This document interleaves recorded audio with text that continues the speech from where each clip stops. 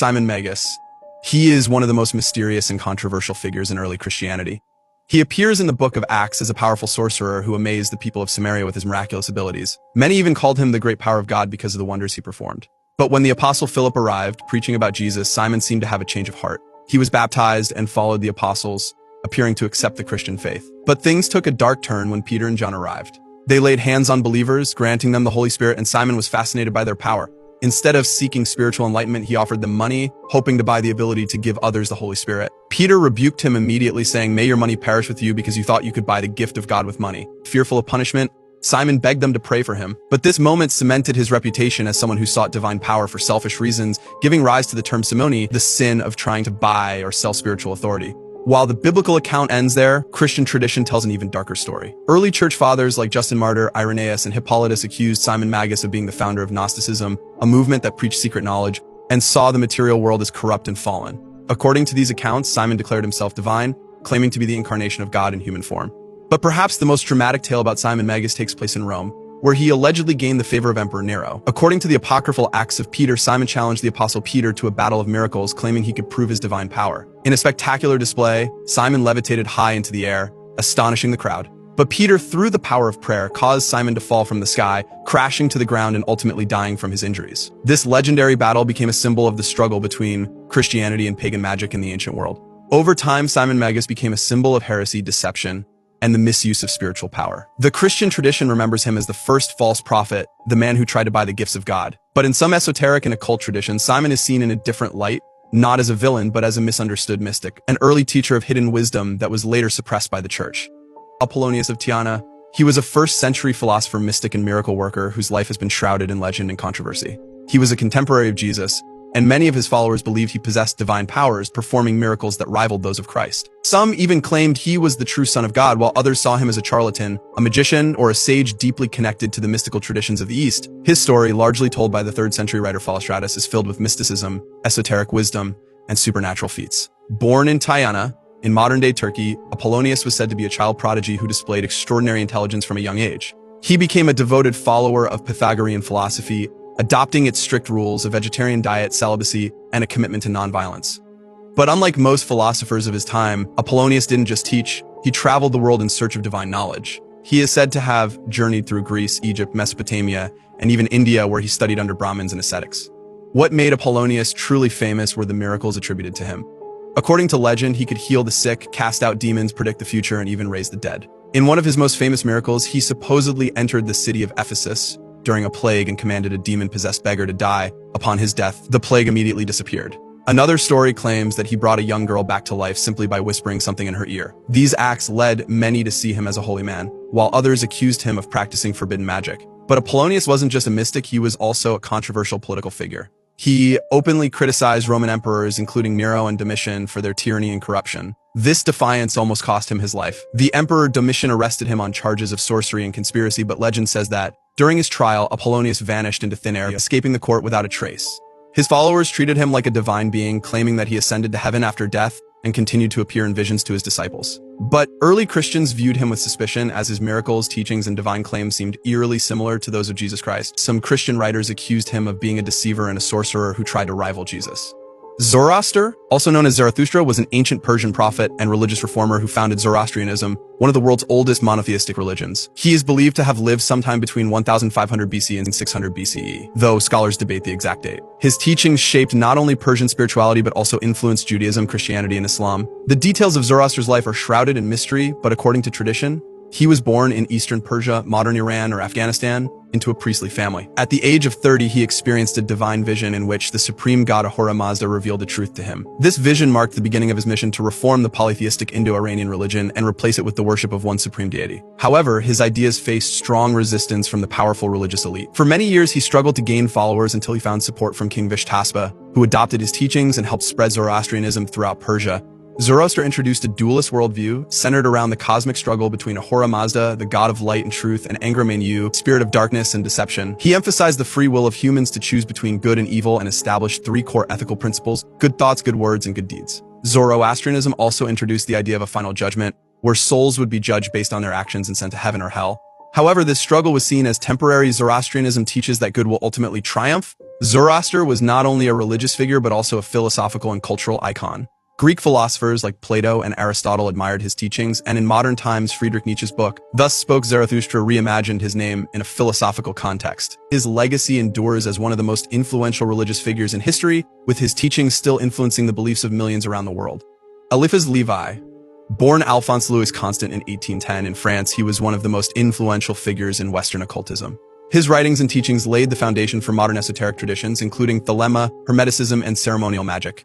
Levi was not just a writer but also a magician, philosopher, and mystic, blending Christian mysticism with Kabbalah, alchemy, and ancient magical traditions. His most famous book, Dogma and Ritual of High Magic, introduced key esoteric ideas that would later inspire Aleister Crowley, the Hermetic Order of the Golden Dawn, and various occult movements. Levi was originally trained for the Catholic priesthood, studying theology and philosophy in his youth. However, he never took his final vows as he became increasingly drawn to mysticism, radical politics, and esoteric knowledge. In his early years, he was influenced by socialist and utopian ideas, even writing political and religious critiques. However, as he matured, he abandoned political activism and turned his focus entirely to spiritual and magical studies, seeking to uncover the hidden forces that govern the universe. Throughout his writings, Levi attempted to synthesize various mystical traditions, including Jewish Kabbalah, alchemy, ceremonial magic, and tarot symbolism. He saw magic as a spiritual science, rooted in divine principles rather than superstition or dark forces. One of his most famous concepts was the astral light, a universal energy field that connects all things and can be manipulated through the will and ritual magic. This idea later influenced esoteric theories about Akashic records, spiritual energy, and higher consciousness in theosophy and other mystical schools of thought. Perhaps Levi's most controversial contribution was his drawing of Baphomet, a goat-headed figure with male and female characteristics, pointing both to the heavens and the earth. He described it as a symbol of balance, wisdom, and divine mysteries, embodying the duality of existence, light and dark, male and female, spirit and matter. However, later misinterpretations of this image associated it with satanic worship, even though Levi himself never intended it as an evil figure. His Baphomet would go on to influence modern occultism, Satanism, conspiracy theories, and pop culture depictions of the occult. John Dee. He was a mathematician, astronomer, astrologer, alchemist, and magician, seamlessly blending science and mysticism in ways that shaped both the Renaissance worldview and the development of Western occultism. Best known as an advisor to Queen Elizabeth I, Dee played a key role in early navigation, cryptography, and Hermetic philosophy. However, his deep involvement in angelic magic and communication with spirits made him a controversial figure, leaving behind a legacy of both brilliance and mystery. John Dee was born in London in 1527, showing exceptional intelligence from a young age. He studied at Cambridge University, where he excelled in mathematics, astronomy, and navigation. Seeking knowledge beyond England, he traveled across Europe, studying under some of the greatest minds of his time, including Gerardus Mercator, the famed cartographer. Dee's expertise in cartography and navigation played a crucial role in England's maritime expansion, and some historians believe he may have coined the term British Empire. Dee became a trusted advisor to Queen Elizabeth, serving as her astrologer, mathematician, and scientific consultant. In 1558, he selected the most auspicious date for her coronation using astrology, strengthening his position at court. His knowledge of optics, cryptography, and mathematics made him an invaluable resource for Elizabeth's government, particularly in matters of navigation, national security, and intelligence. Despite his scientific achievements, Dee became increasingly drawn to mysticism and the occult. He believed that mathematics was a divine language and that humans could use it to communicate with higher beings. Around 1581, Dee met Edward Kelly, a self-proclaimed medium who claimed to receive messages from angels through a crystal ball. Fascinated by this, Dee and Kelly began a series of intense spirit communication sessions during which they recorded messages from celestial beings. This work led to the creation of Enochian magic, a system of angelic communication said to be the language of the angels. Dee meticulously documented these visions, believing they contained divine knowledge that could reshape the world. His work on the Enochian alphabet and mystical symbols later became foundational texts for Western occult traditions, influencing groups like the Hermetic Order of the Golden Dawn, Theosophy, and Aleister Crowley's Thelema. In the 1580s, Dee and Kelly embarked on an extraordinary journey across Europe, presenting themselves as messengers of divine knowledge. They visited the courts of nobles, emperors, and alchemists, hoping to gain support for their mystical discoveries. However, their credibility was questioned when Kelly claimed that the angels commanded them to share their wives, leading to tension and the eventual collapse of their partnership. After years of traveling, Dee returned to England in 1589, only to find that his influence at court had diminished. Queen Elizabeth no longer relied on him as she once had, and under King James, magic and the occult were increasingly seen as dangerous and heretical. Dee spent his final years in poverty and isolation, regarded by many as a failed magician rather than a brilliant scholar. He died in 1609, largely forgotten by the same world he once sought to enlighten. Meister Eckhart. He was a German Dominican theologian, philosopher, and mystic known for his deep exploration of the soul's relationship with God. His teachings emphasized divine unity, inner contemplation, and the idea that God is present within every human being. He believed that through detachment, Gelassenheit, and deep meditation, one could achieve a direct experience of God beyond religious rituals. Eckhart's sermons and writings, often poetic and philosophical, were controversial in his time. His ideas challenged traditional church doctrine, leading to accusations of heresy by Pope John XXII. Though he denied any wrongdoing, he died before his trial could conclude. Despite this, his teachings greatly influenced later Christian mysticism, Sufism, and modern spiritual thought. Today, Meister Eckhart is celebrated as one of the greatest Christian mystics, inspiring seekers across religious traditions with his vision of a deep, personal connection with the divine. Aleister Crowley. He was a British occultist, writer, and ceremonial magician, best known for founding Thelema, a spiritual philosophy based on the phrase, "Do what thou wilt shall be the whole of the law." His work in esotericism, ritual magic, and mysticism made him one of the most controversial and influential occult figures of the 20th century. Born into a strict Christian fundamentalist family, Crowley rejected religion early in life and immersed himself in the study of Western esotericism, alchemy, and Kabbalah. He became a member of the Hermetic Order of the Golden Dawn, where he trained in ceremonial magic but soon clashed with its leadership. In 1904, he claimed to have received the Book of the Law, a channeled text from a supernatural entity named Awas, which laid the foundation for Thelema. Crowley's life was filled with occult experiments, drug use, and sexual rituals, earning him the title of the wickedest man in the world by the British press.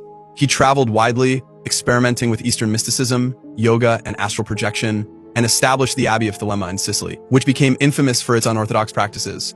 Despite his notoriety, Crowley's influence on modern occultism, Wicca, Satanism, and pop culture is undeniable. Whether viewed as a prophet, madman, or charlatan, Crowley's impact on the world of ritual magic and spiritual rebellion continues to endure. Madame Helena Blavatsky, she was a Russian occultist, mystic, and writer, best known as the founder of the Theosophical Society. She was one of the most influential figures in modern esotericism, blending Eastern and Western mystical traditions into a new spiritual philosophy. Her teachings laid the foundation for Theosophy, a movement that profoundly influenced Western occultism, New Age spirituality, and the popularization of Eastern mysticism in the West. Born into a noble Russian family, Blavatsky showed an early fascination with the mystical and supernatural. According to her accounts, she traveled extensively across Europe, the Middle East, and Asia, where she claimed to have studied with secret spiritual masters, whom she referred to as the Mahatmas or hidden masters.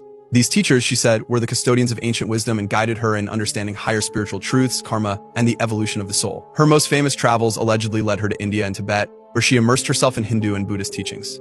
In 1875, Blavatsky co-founded the Theosophical Society in New York alongside Henry Steele Olcott and William Quan Judge. The organization aimed to bridge Eastern and Western philosophies and had three main objectives: to promote universal brotherhood, to study comparative religion, science, philosophy, and to investigate hidden spiritual forces within nature and humanity. She believed that all religions shared a common source, a primordial, ancient wisdom that had been lost over time. Her movement sought to revive this knowledge and awaken spiritual consciousness. Blavatsky's literary works became the foundation of Theosophy. Her first major book, Isis Unveiled, criticized organized religion and materialist science, arguing that both had deviated from ancient superior wisdom. Later, The Secret Doctrine introduced the controversial idea of root races, proposing that human civilization evolved through spiritual cycles. Though influential, these ideas also drew criticism for their mystical complexity and racial undertones. Throughout her life, Blavatsky remained a polarizing figure. Supporters saw her as a genuine mystic and visionary, while critics accused her of fraud, plagiarism, and fabricating her spiritual experiences. Investigations, including one by the Society for Psychical Research in 1885, claimed to have exposed her as a hoaxer. Despite this, her charisma and compelling teachings ensured that Theosophy continued to grow, gaining followers in India, Europe, and the United States.